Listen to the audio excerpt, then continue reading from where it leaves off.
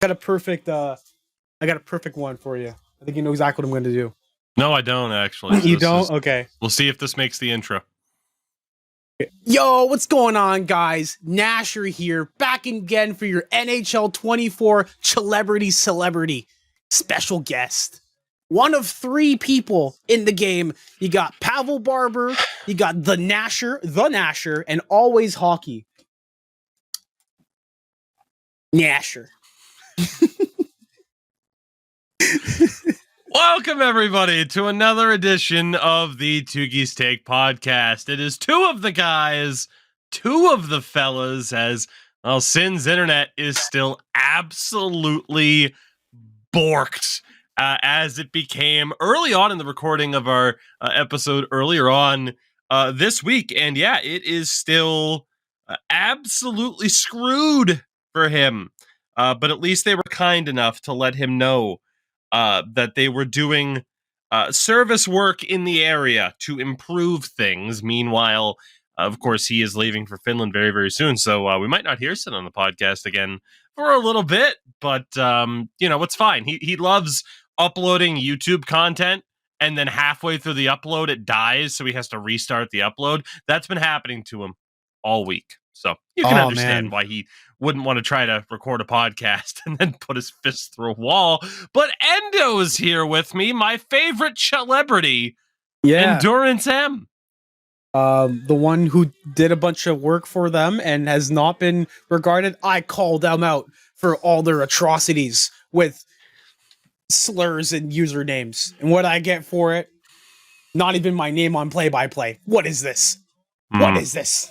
I mean, for all I've done, you notice how in the latest roster update, Quentin Byfield has center left wing as a player type. You're welcome, but what do I get? I'm not even a coach in franchise mode. Full diaper. Oh, they fixed it. They put them in the game, but they didn't fix this, even though it's different departments. Full diaper. For anybody who missed the news, as Endo said, they added in three of the biggest content creators to EA NHL in the form of hot cards. And some people are very mad about it and upset about it. And we typically call those people children. Children? Children? Yes. There you go. The children of the corn in honor really sucks. In honor of American Thanksgiving yesterday. It's just one of those things, man. Like, I complain about the game as much as anybody, I feel like. Maybe not as much as anybody. But I can't see the reasoning behind this. Like, the fact of the matter is, too, like, people knew they got the scans in August. You know, that was just the thing. This was bound to be the direction that they were going. It is what it is. You can think it's stupid, but again, the people that scan in the mocap and do the face scans and stuff like that, that is literally a different building on the campus from the guys who are coding the game and doing all of that work and the ones who are in charge of updates. And it's an entirely different department. Not a lot of people know about. To think of an analogy really quickly before you take over, I'm trying to think of what that would be like. Just something that's entirely different. It would. So let's say for the Canadians who listen to this podcast who live in the GTA, let's say you have a hair appointment in Toronto, but you have a hockey game in Oakville. That's basically the equivalency of it. It's not the same distance, but to basically do one thing, it's an entirely separate thing. And I would say, because I've seen the campus online, but you've seen it in person like what, twice now? Yeah.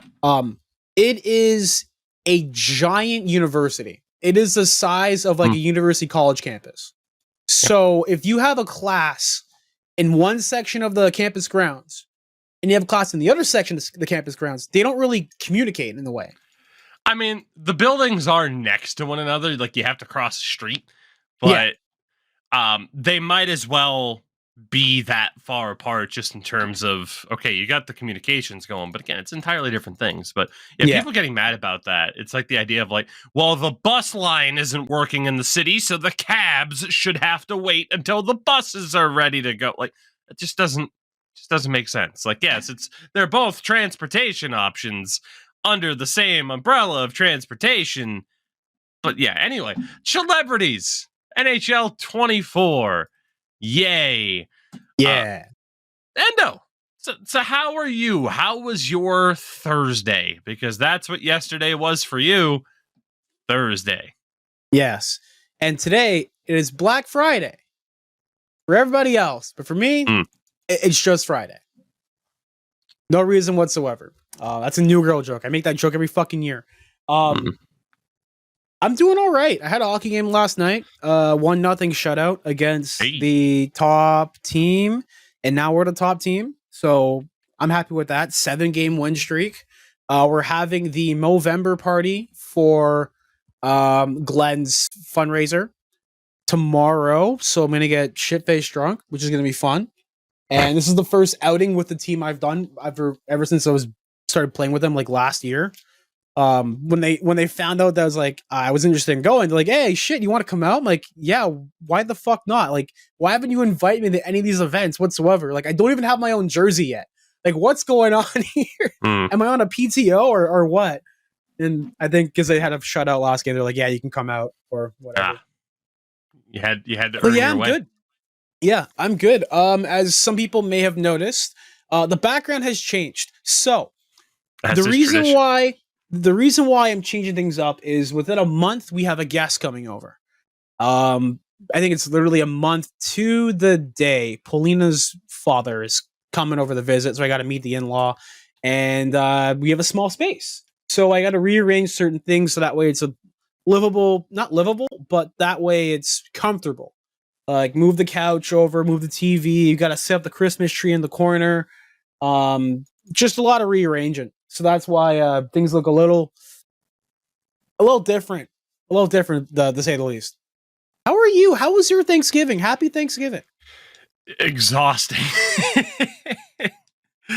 Yesterday was, the past 2 days have been rough. Like it was, all right, let's not stream to try and, let's not stream to try and get a schedule on track for the holidays so I don't miss all of it. Because fun fact, probably 6-7 years ago, I slept through an entire Thanksgiving. I just slept through my alarms. I missed dinner. I missed people being over. I slept through the whole damn thing, which is impressive, really. So I try not to have that happen anymore. And then, wake up. It's a great day. And then, as you joked on Twitter, the food coma hit very, very hard last night. I fell asleep probably at like 7 p.m. and woke up at like 3 a.m. And it's like, oh, God, what do I do now? Which the answer was stay up until 11 a.m. and then nap until 3 p.m. So, hey, I'm a mess right now is the best way to talk about it. But, and before we get to a lovely ad read, of course, our warm-up question for the show was, what is the most underrated Thanksgiving dish? Now, I know for you, Thanksgiving was a month ago. I did not celebrate. Actually, I had a different Thanksgiving because my place was we were still moving in, even though it was like a month after.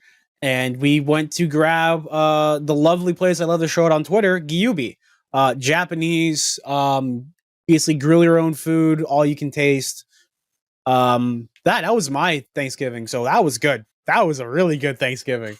Just putting different cuts of meat, different like steak, everything on there. That's a good Thanksgiving. But when it comes to traditional Thanksgiving, you said underrated. I would say pumpkin. I want to say pumpkin pie, but I guess because I wasn't really a big pumpkin pie person until I was like 16. Then I just started to devour pumpkin pie.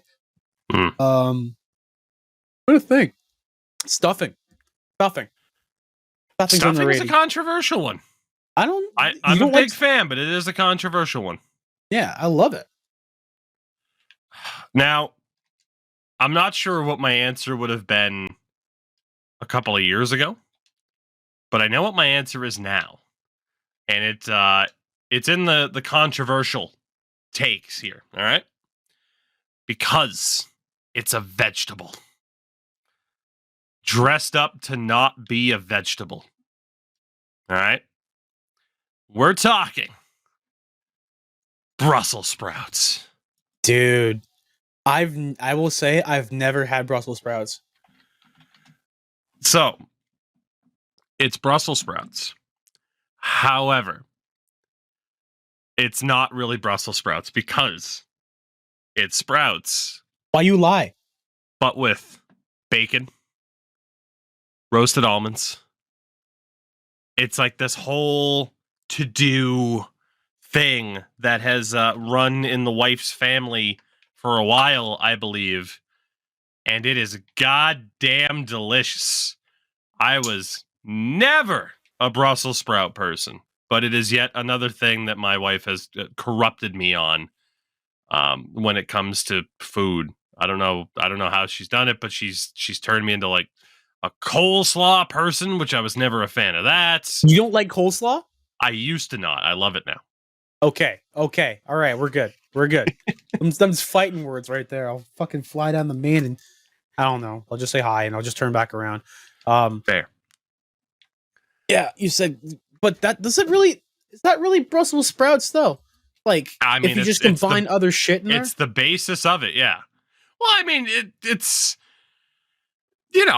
well, that's the thing though. Like, is it really turkey if you have to have gravy with it? Who the hell's just putting a fork to a plain piece of turkey on Thanksgiving? You know? I mean, you can make that argument for any food. We seasoned the fuck out of our turkey when I went to my uncle's place to get their stuff done. So I don't know, kind of bland ass fucking salt and pepper, paprika fucking turkey you have over there. I'm a big fan of paprika. How the hell did you even start to pronounce that? Paprika? I know it's paprika, but you start paprika. Palpatine. God. Anyway, get used to this, by the way, everybody. This is again what the show is very much like. When Dad's away, when Sin's not here, this is how things go. So. You should have known by now. Like, we brought Sin on because Tougies like, this show goes off the rails way too much. Like, come on. It's true.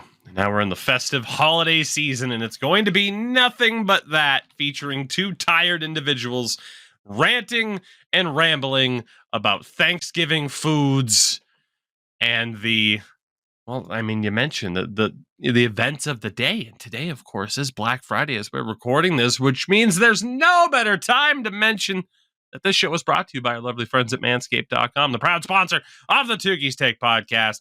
Their Black Friday sale currently going on, 25% off the entire order and free shipping, which, hey, you can also get any time of year with code Tougie, Tougie. So regardless, right now, you're getting a great deal from our friends at Manscaped, just in time for the holiday season. We're telling you, you could do a heck of a lot worse this holiday season in terms of gift giving.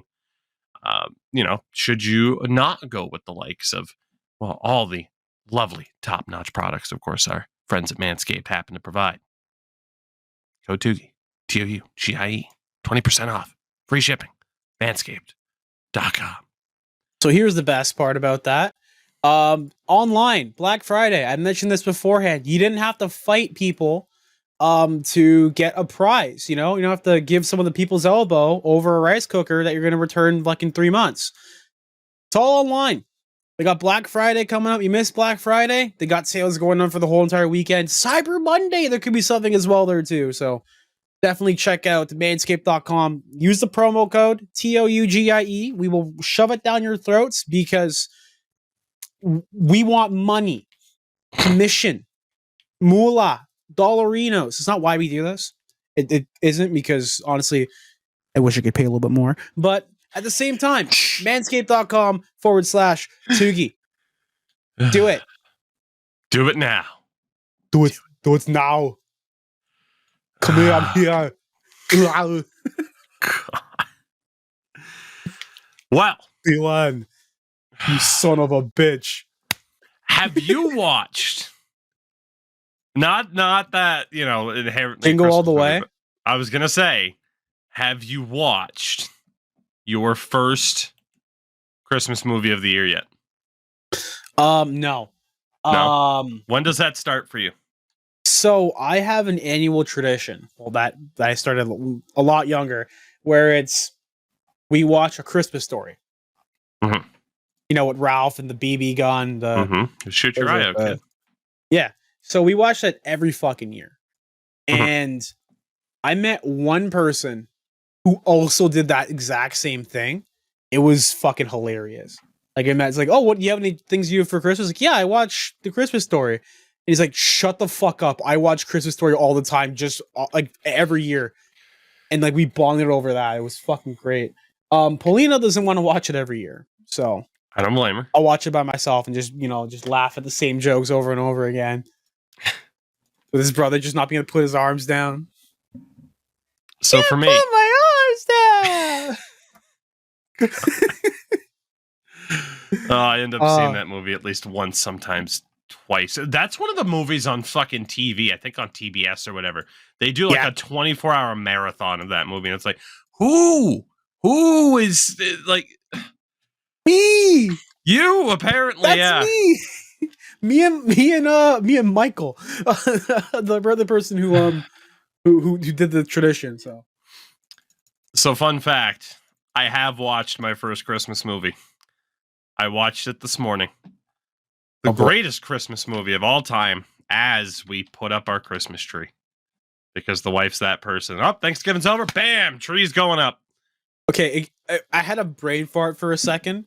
I was like, this morning, don't you have a job? And I went, wait, you're a content creator. I was like, oh, fuck. Great.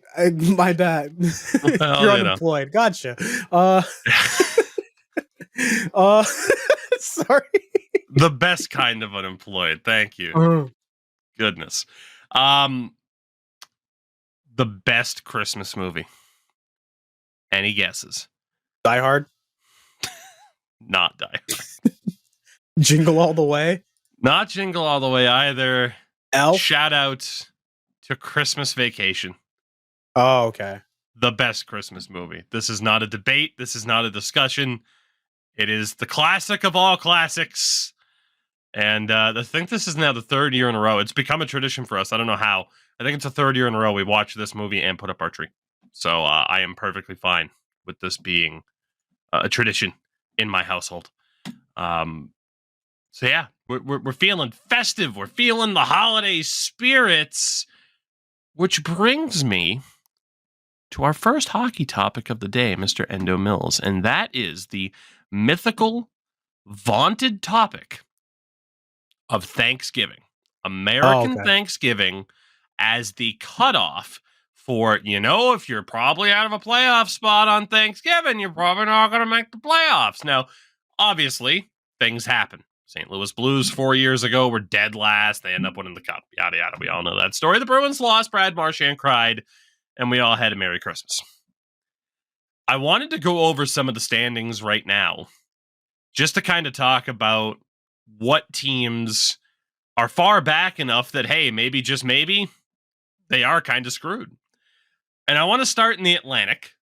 Right now, the Atlantic Division led by Boston on 31 points. They did lose today to Detroit. Detroit, just for some reason, has the Bruins number. It's kind of crazy. You have the Florida Panthers in second, the Toronto Maple Leafs in third. But the media will tell you otherwise. The media will tell you they're in last. Well, they did lose to Chicago today. What do you expect? You put Revo in the lineup. He got a goal. He scored. I fucking ate my own hat with that one because Ryan Reeves is gonna. I put a tweet out. Ryan Reeves is gonna murder Connor Bedard. It's gonna be absolutely hilarious when none of this actually happens and Revo's just another defensive liability with a one-dimensional game that doesn't fit with the current lineup. I think about a half hour after I tweeted that, I reply, Ryan Reeves is on the board. and they still lost. And I don't want to look at his fucking analytics. It's probably another defensive liability game. So, that's a good question. Actually, I'm intrigued now that you mentioned that. well, they What lost in the OT. Okay. what the impact happened to be for Ryan Reeves? And he was middle of the pack. Really? He had a good game. He had a good game. I need to see this for myself, please. Yeah, it wasn't good enough for them to win or anything, but he was middle of the pack. He was all right. So fair play to Ryan Reeves for his best game of the season. Wasn't that difficult to accomplish, but congratulations to Ryan Reeves. Anyway, back to the Atlantic. Wow, Detroit, top 6 sucked today. Jesus Christ. Anyways, Yeah, go they on. Detroit, Tampa, they're all still very much in the mix. Then you have Ottawa, who's only played 15 games, by the way, which is kind of weird. They're over 500 right now. I wouldn't say they're totally like in that conversation of, oh, there's no way. But the bottom two teams in the Atlantic, Montreal, where, yeah, they're not making the playoffs. It's just not happening. It wasn't really the expectation for this season. The injury to Kirby, Doc, it's just not going to happen. But then there's Buffalo. Under 500, a team that a lot of people are like, you know what? This is the year. They're going to push them, Detroit, Ottawa. They're going to push for a playoff spot. And it has not happened for the Sabres, despite Will Benson scoring the between the legs goal and everything like that. The highlights have been few and far between for them. Endurance M.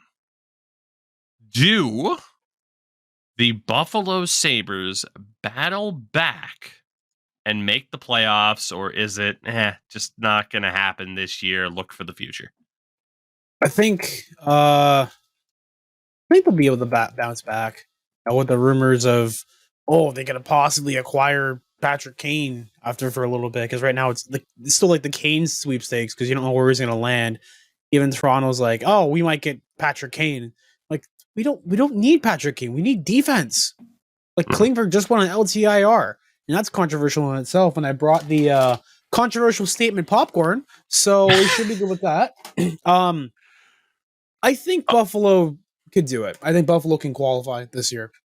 They were close last year. Mm-hmm. Like they Very heated close up a little bit near the end. They had a couple more games they could have won in the beginning. They probably would have made it. But sometimes it just doesn't work in your favor. I think it's going to be a very interesting wild card race in the Eastern Conference. In the Western Conference, I don't think so. It's fair enough. I will say you mentioned the Leafs and you broke out the controversial opinion popcorn. We can talk about this now. Thank you. I was waiting. I was hurrying for that. I want that so bad. John Klingberg has been placed on LTIR. Robida Island. More than likely. I mean, it wasn't confirmed that he was done for the season, as far as I know. But hip issues that could see him out for the rest of the year. We shall see. The biggest question, I would say, in regards to John Klingberg is, does he murder his former agent? Because when he left the Dallas Stars, there was the word out there that he was getting some decent contract offers, but not quite what they were hoping to get. So he held out, ends up signing a 1-year deal with the Ducks worth $7 million, gets the deal this year, and is now on LTIR due to a hip injury. That agent fumbled the bag, to say the absolute least. But, from a John Klingberg perspective, it's like, oh, okay, you feel kind of bad, right? Like the guy's been a punching bag this season so far. And to have, to have so many people just being like, you're the reason for this, has to suck. I mean, it can come with the territory. From a Leafs perspective, though, a lot of people are big mad. The Leafs abusing LTIR again. How dare they, Endo? How dare they? I will say this: one of the most ridiculous takes I've seen, and excuse me, I threw my throat still foggy from when I was sick. One of the worst takes I've ever seen in my life was a guy with 186 followers. It's always a guy with like 150 or less followers. Dude says about John Klingberg being on LTIR. Only Toronto is allowed to do that kind of crappy stuff. Murray and now this. I mean, come on. First of all, Matt Murray was under scrutiny. Well, the whole situation of putting him on LTIR was under scrutiny because he was looking to come back in the playoffs because he was looking to get ready and everything because they didn't know who we were gonna excuse me, they didn't know who we were gonna put in, and then they gave the position to Joseph Wall because Samsonov also got hurt. Right. That whole thing was a crazy situation because they called up Chalgren as well as a backup in case something happened. Like if you have to call up your first string, basically your fourth string goalie for the playoffs. It's not we're trying to get around a cap situation. It's we have guys who literally cannot play.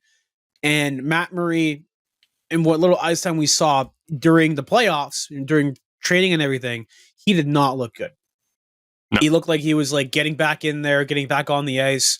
Like, you know, when you don't play hockey for like 6-7 months or 4 months or 5 months, you're going to have some growing pains, one, and two, you're not going to be the same, especially coming off of an injury.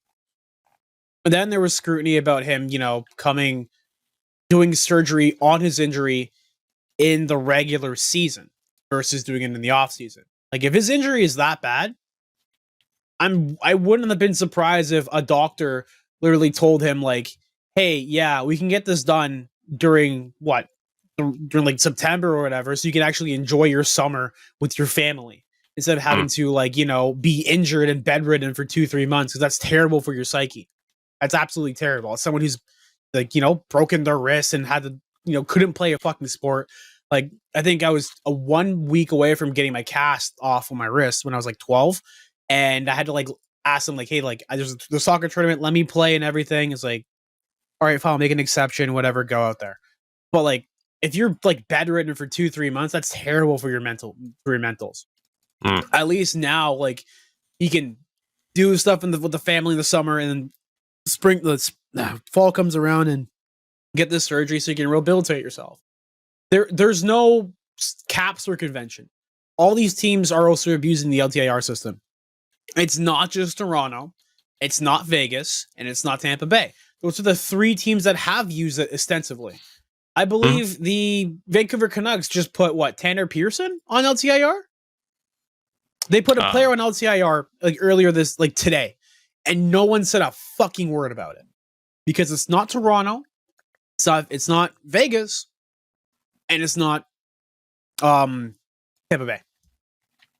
Also, speaking of LTIR, Vazzy's back. That's another thing too. Like, P.S. you know, Suter, P.S. Suter.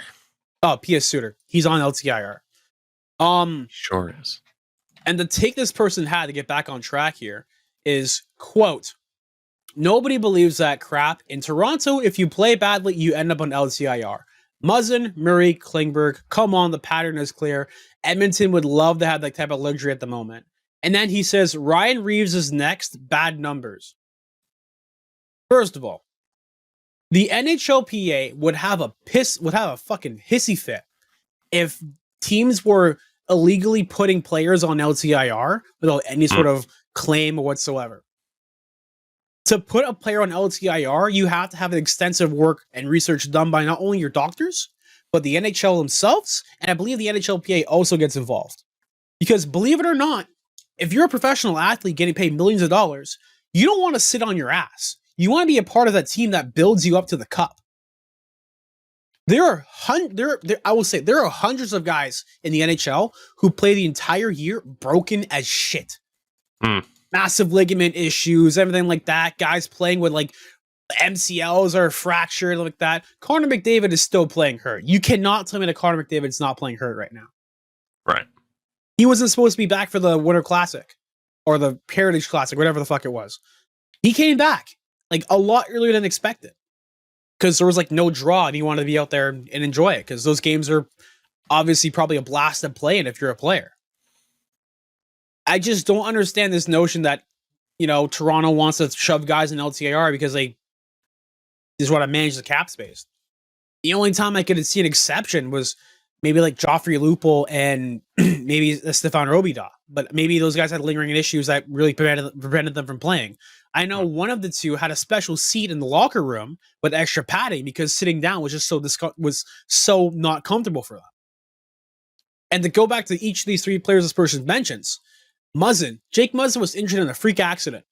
Matt Murray has lingering issues when he was playing not only just in Toronto, but Ottawa and also in Pittsburgh as well. And John Klingberg had multiple surgeries for his hips that are clearly not working. Hence, he's getting shut down. It's not because they literally don't want to deal with it, these players. It's because they literally cannot play or play at a satisfactory level. Excuse me. And I think people just target the Leafs because they're a big target team, and they're literally in everyone's mouths because they're, believe it or not, one of the biggest draws in professional sports, not even just hockey.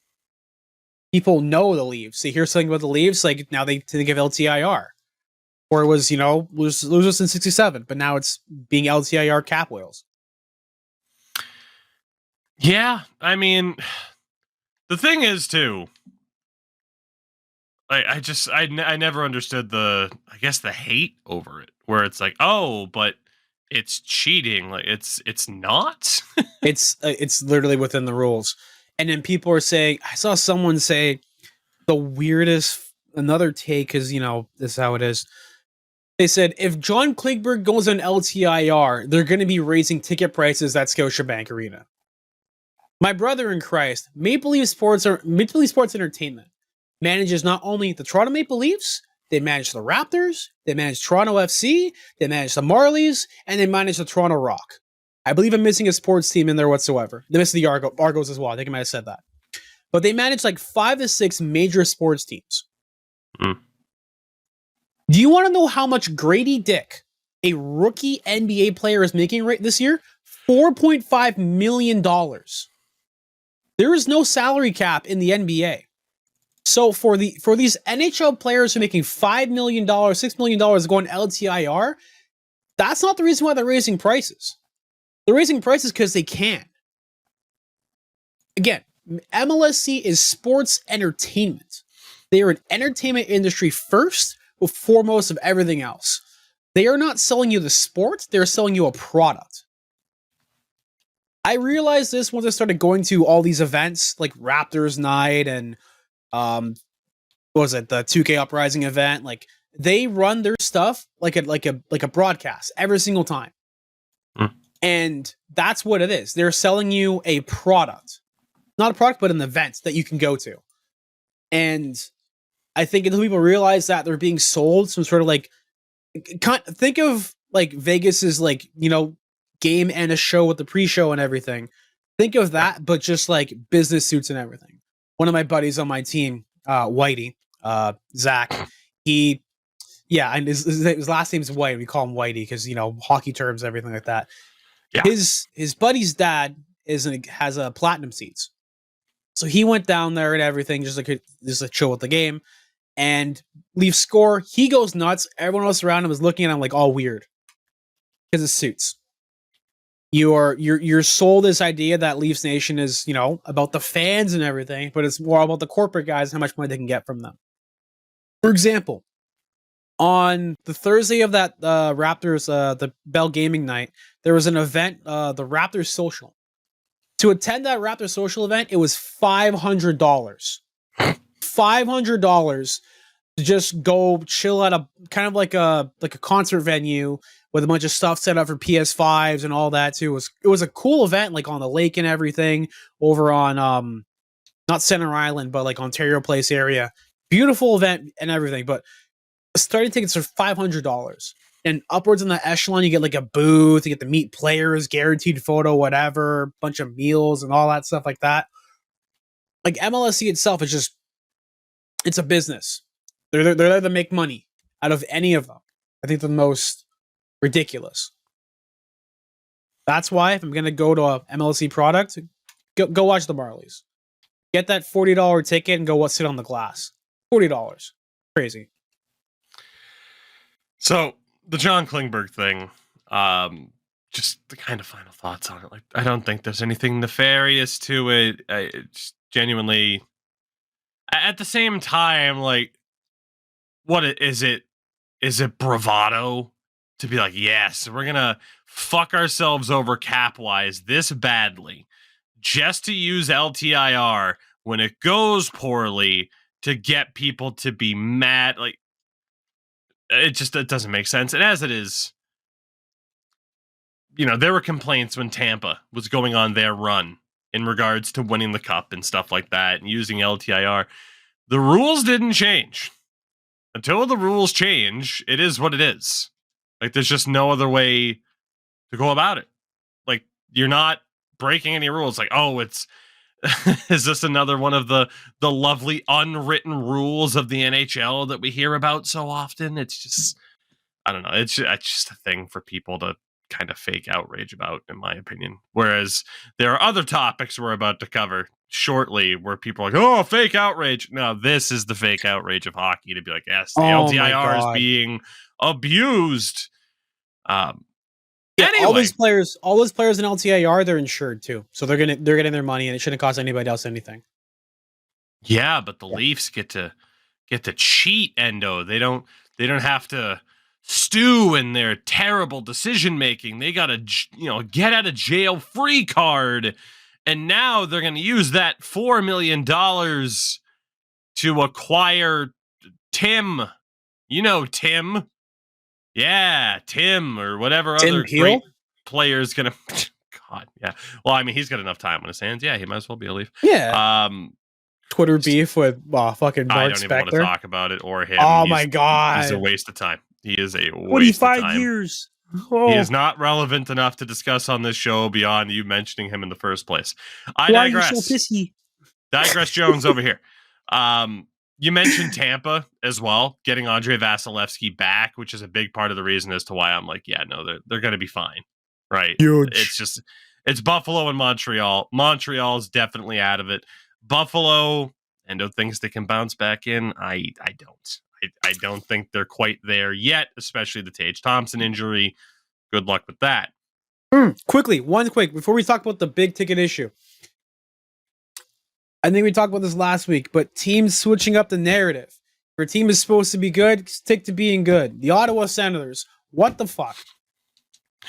Teams like, oh, we're supposed to be great this year. Everyone's going to be great. Oh, no. Bad start? Okay, let's rewrite the whole ship. We were supposed to be bad. We're supposed to keep rebuilding, Celebrities coming up in the draft. We can grab him, whatever, it's fine. No, stick to it. If you're going to be a bad team, be a bad team. If you're going to be a good team, be a good team. My mic just dropped. I tried to tighten it, but I ended up losing it. Righty, tighty, lefty, loosey. And just keep to the narrative that you're going to start at the beginning of the season. Don't try and rewrite things. What are you? The Columbus Blue Jackets. That's who you are. The worst team. We talked about that earlier in the week. They are the worst team in the Metro. They won today, their Black Friday game, but they are just not going to be able to come back at this stage. They're at a .350 win percentage on the season. At that rate, 5 wins in 20 games. They're not making the playoffs. Every other team in the Metro is at least 500, so I don't think you can rule out anybody else necessarily. But yeah, the Blue Jackets for me are the poster boys of the. Again, we talked about it. That no, we weren't. We were supposed to be better, but we weren't supposed to be good. No, people were calling for playoffs for the Blue Jackets. It's been a disastrous season for them so far. Call it karma. I certainly do. This is what you get. You put your desperation moves into hiring a coach who didn't even coach a preseason game. So karma comes home to roost with the Columbus Blue Jackets. But again, I think that's really the only team in the Metro that's kind of worth talking about. When it comes to outside the playoffs, are they going to be able to battle back? The West, bit of a different story, at least within the Central. You have the top 4 teams, Dallas, Colorado, Winnipeg, and St. Louis, all over 500. From there, though, it is Arizona, Nashville, Minnesota, and Chicago. Arizona's only a little bit under 500, so I don't think you could necessarily count them out for being able to push for a playoff spot, although, they're probably not favored to do so. Nashville's in kind of a similar spot, but at the same time, the changes they made to their roster this year, I think odds were against them. Minnesota, 5 wins in 17 games. Another team quietly kind of bad, especially for a team where it's like, okay, we got to make something happen here because, oh boy, the dead cap of Ryan Suter and Zach Parise, it's already bad. And yes, it is. Again, $14 million this year and next against the cap, almost 15. With Kirill Kaprizov under contract for just 2 more years after this. I mean, you kind of don't want to waste a little window that you've built up. They've been terrible. Maybe not terrible, but they've been underperforming. And then there's Chicago, who in no way, shape, or form are going to make the playoffs this year. They did beat the Leafs today, but they also lost Taylor Hall for the rest of the season after undergoing knee surgery, which absolutely sucks for Taylor Hall. LTIR, Taylor Hall. Who cares about that? I mean, that's something different. That's guy getting actual goddamn surgery. Oh, wait. Yeah, I thought so. Same shit. When it's Toronto, when it's a big top 3 teams that kind of, started the whole thing about LTIR and trying to manage the cap, everyone complains. I hope Taylor Hall is okay and his surgery goes well, because that shit is not fun. I feel bad for that guy, because either he gets traded, finally gets on a run, and then just gets hurt. He's had one of the more kind of like awkward and bizarre career trajectories for a former first overall pick. It's been rough sailing a lot of the times for Taylor Hall. The only other division to mention for this whole like Thanksgiving, deadline conversation, you have the Pacific. Anaheim's under 500. Who knows? I mean, they've been good. They've been bad at times this season. Calgary, not that far under 500, but I think most people would be surprised if the Flames were to make the playoffs. There's the Sharks, who are going to finish dead last in the league this year. And then Edmonton.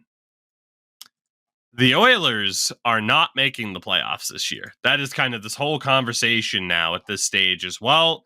Can Edmonton break the whole deal with the Thanksgiving Day deadline curse, so on and so forth? I can't imagine that they would. They're just so damn streaky. Like, they started off this month losing 4 in a row. Then they won 3 in a row. Then they lose 3 in a row.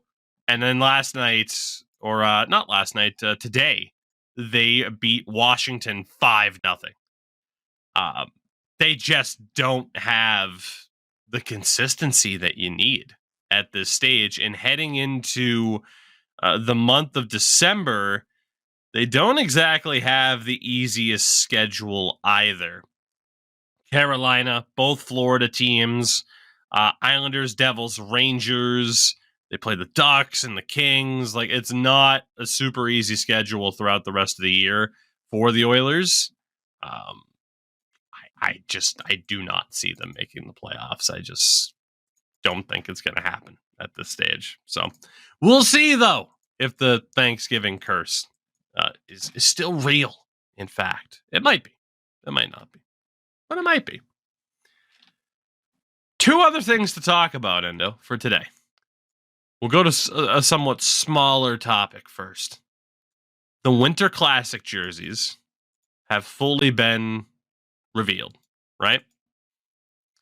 What are your thoughts now that we've seen the full gear set for these 2 teams? What are your thoughts on the Winter Classic uniforms, Vegas and Seattle? Oh, fuck those jerseys. God.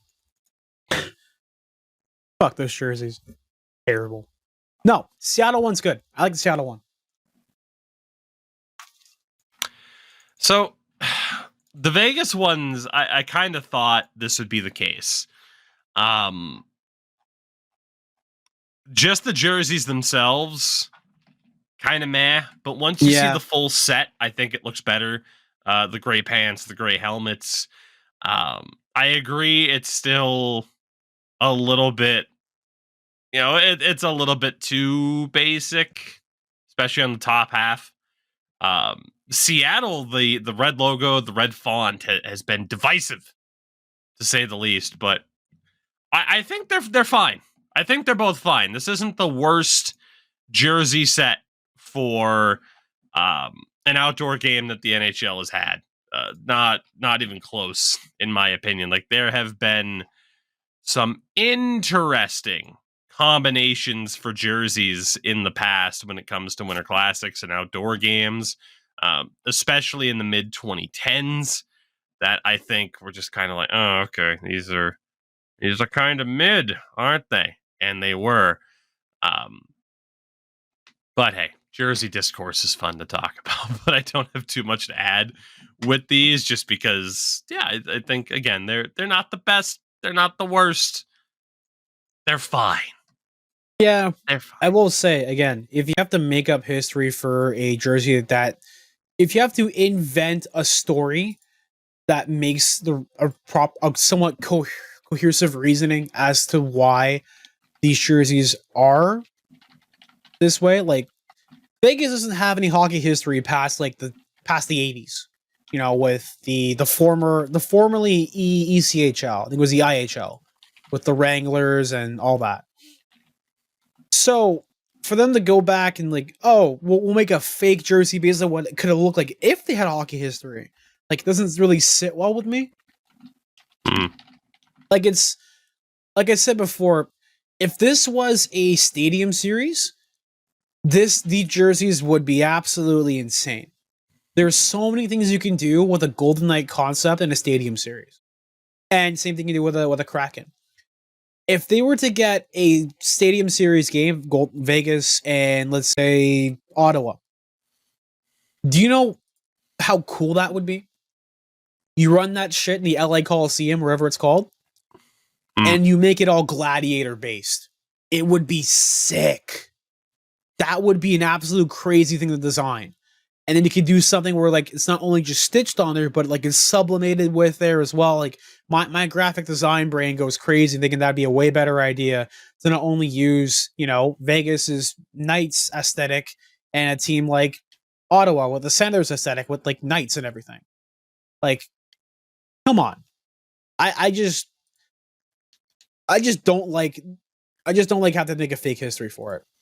And then some weird Vegas guy was oh, you're mad that a brand new franchise got their chance to do a Winter Classic, and every other year Toronto is in a Winter Classic or a Stadium Series. I don't care, man. Personally, I have no dog in the fight. I just think they should do something a little bit more creative with it instead of just slapping on an agreement that they had when they gave them a franchise that within the first 10 years or so, they're going to have a Winter Classic. Yeah. Yeah. To be honest, it's one of those things that I don't really have the energy for. That particular conversation about yes, jersey conversations, right? I don't have the energy for that. What I do have the energy for is maybe the big topic of the day, because it's another opportunity to talk about just how bad the NHL sucks. From Michael Russo, who covers the Minnesota Wild for The Athletic. As part of Native American Heritage Night and to honor his wife, who was Native, Marc-Andre Fleury had a custom-designed mask created by Cole Red Horse Taylor. The mask quotes his dad on the back and has the name of his kids. However, he has been informed by the NHL that he cannot wear the mask, not even in warm-ups. Russo adds, nevertheless, Fleury autographed the mask and it'll be up for bid as a part of the annual Minnesota Wild Prairie Island Indian Community Native American Heritage Auction. They need to find an abbreviation for that. As well as specifically designed and autographed jerseys. Alan Walsh who is a name that is out there all the time, I would say. And, sometimes people like to hear what Alan says, other times they don't. I appreciate the transparency that he provides, right? At the very least, because so often player agents, whatever, unless it's like Scott Boras in baseball, they're just kind of the mythical, magical, behind the scenes kind of deal there, right? Yep. But Alan Walsh, who leads or is pretty much the head agent of Octagon Hockey, and who has over 100 NHL clients, including Marc-Andre Fleury, added this on Twitter. Noted Alan Walsh client is a meme, and he sells merch of that, like a hat, a T-shirt, and all that. Because there's so many people, it's great. Marc-Andre Fleury indicated he was planning to wear the mask anyway and pay the fine. The NHL then threatened the Wild organization with an additional significant fine, and as such, Fleury will not be wearing the mask. I've said it on Twitter. Congratulations to Ivan Provorov, James Reimer, two of the Stalls, and a couple of other guys for adding yet another little note to their legacy. It was one thing, of course, hey, what was it? Last week, Logan Thompson of the Vegas Golden Knights wanted to have a cancer awareness ribbon on his mask and was told no. And now you have this. And why do we have this? It's because the rules changed this offseason. And it's funny. Mike Gould on Twitter put this out. If you're not allowed to wear equipment with Native American imagery on it that was actually designed by a member of the community in question, what does that say about the NHL that it continues to permit Chicago to use the logo that wasn't? And in his replies, a lot of people are going, well, it's not because of the imagery, it's because of the rules. And of course, the response to that is, well, what rule? And it's, the ones they added this offseason. Oh, the ones they added this off. Why did they add the ones that they added this offseason? You see where this is going. You see what the root cause is. The only defense that these people have for this whole rule is, well, it wouldn't have happened if people would have just let Ivan Provorov and the likes just make their personal decisions. The worst thing that happened to those guys was that people on the internet said, you're kind of a fucking idiot, aren't you? That's the worst thing that happened. That's something that happens to a content creator of my size on a daily basis. If I say anything, positive, negative, or otherwise. If you have a public platform, someone's going to call you a fucking idiot on a daily basis for something. That was the worst thing that happened to them. They were not fined. They did not miss game time. Just people called them a fucking idiot on social media. That was it. That was it. It was, you're allowed to make your decision, but you're a fucking idiot. And as we've discussed, the NHL, who hates having their names out there consistently in these negative headlines, decided, all right, let's just avoid the headache of this being brought up all the time, of players sitting out, and that way our name's not out there. It'll be out there once for banning it, and we look like assholes, but it's fine. But they had the oversight of, you're still going to have situations like this, where Logan Thompson, Marc-Andre Fleury, they want to use imagery that wasn't deemed as a problem last year, but is now, under this new sweeping rule, technically a problem. So the NHL still looks like shit. They can't help themselves. And it's all because you had to protect that handful of players who would look like assholes for sitting out. At the same time, Ivan Provorov's jersey sales spiked earlier in the year. It's not as if he was, he's all alone. Like, no, there were people who rallied behind this fucking guy. It's just another example of the NHL looking so goddamn backwards as to where you have to tell someone you cannot wear a mask for Native Heritage Night designed by a Native to honor your wife, who is native, because we changed the rule. Because in this country, and Canada too, but I feel like it's even more of a hot button topic in the US, because people are out of their fucking minds, is the only way to put it. Let's be honest, that's what it is. People are out of their goddamn minds. Because of these psychotic people. No.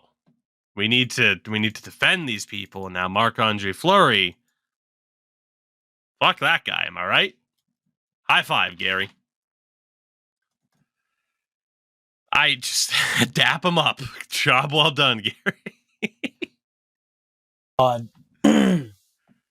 This whole thing has opened a can of worms. I fucking wished that Marc-Andre Fleury just wore it entire way through. Call him out, just like Travis Dermott did. Ballsy. Especially if Fleury did a league veteran, one of the most beloved goalies probably in the modern era.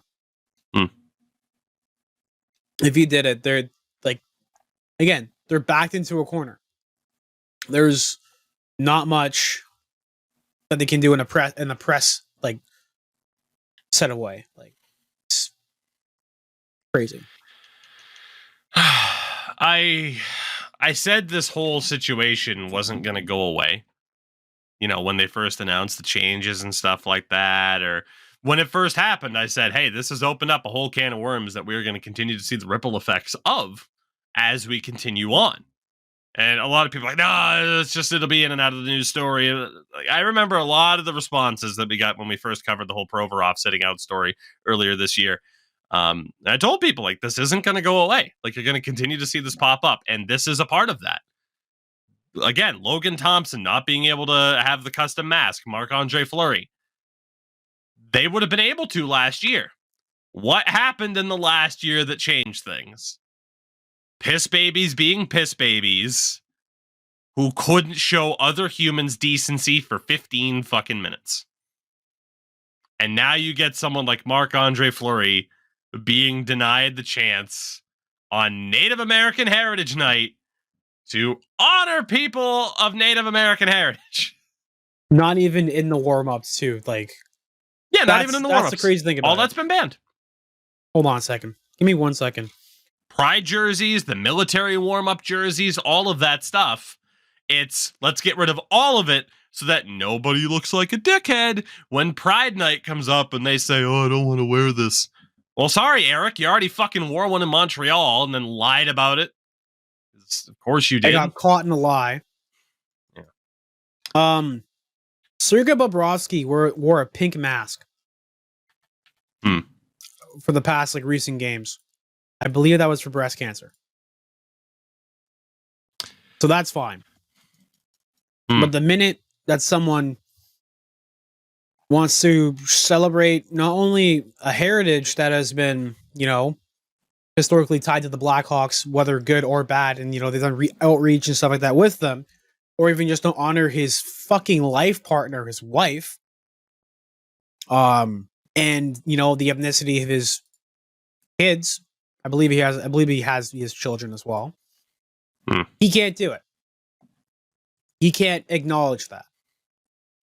I know people were kind of taking the side of, this is because of a small minority of a community that was outraged by this. It's no, I personally believe that, you should be able to have the right to freely express yourself. If you don't want to wear the fucking jersey, sure, people may think less of you, but at the same time, you have the right to choose.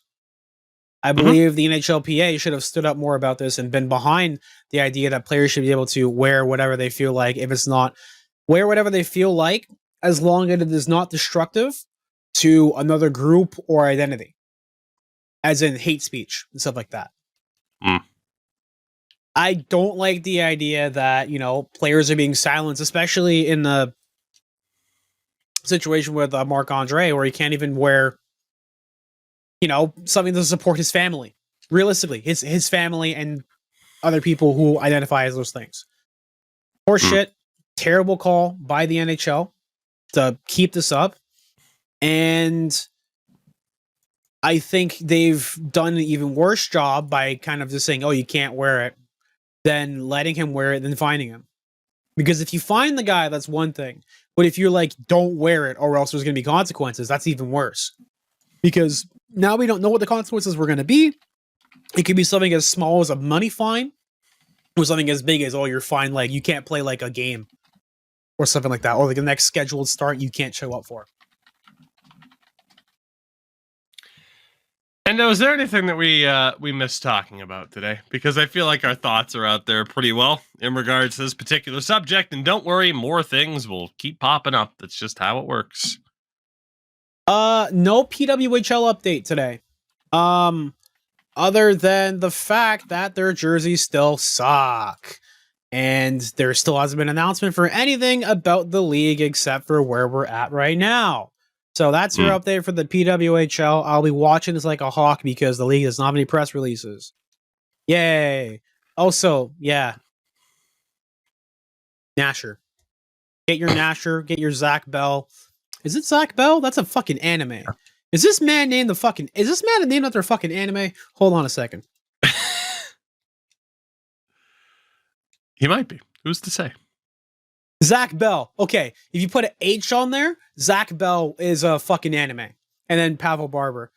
Funny thing about this, the Pavel Barber jersey, the whole idea of that was, I want to say it was leaked a while ago because he had an Instagram page that he made called the Cobra Chickens, based off of, the Canadian Gooses. This like happened like in August or whatever. And he was making videos about it and everything. And on his page, it says, as seen in NHL 24. I was looking at this, I'm like, what do you mean, as seen in NHL 24? The game's not even out yet. I'm like, oh, he's probably getting a team in the game and all that stuff. Also, as a roster editor, Tougie, how do you feel about the quality of these face scans? Because Nasher's face in 4K kind of scares me. It's a good scan, but like, the light skin stare, like it's like looking like right at you. That's what it feels like. Because his blue eyes were just glistening. Like, when you turn the saturation a little bit too much. Nasher, you're a good guy. You followed me on Twitter and all that. I love you. But like, them times be beaming, just fucking like got brights on. Jesus, EA. It's one of the better looking face scans in the game. Yeah. Which is very funny. Again, it's just, I don't know. Tougie 24 on the Bird app, as I will continue to explain to people why they're probably pretty dumb in regards to being like, but this is what they spend time on. Again, when it's an entirely different department.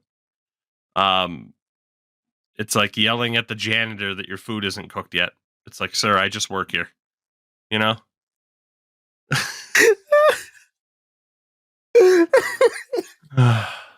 Where's the lie? Oh my God. That's the analogy I was searching for at the beginning of the show, and I found it. That's perfect.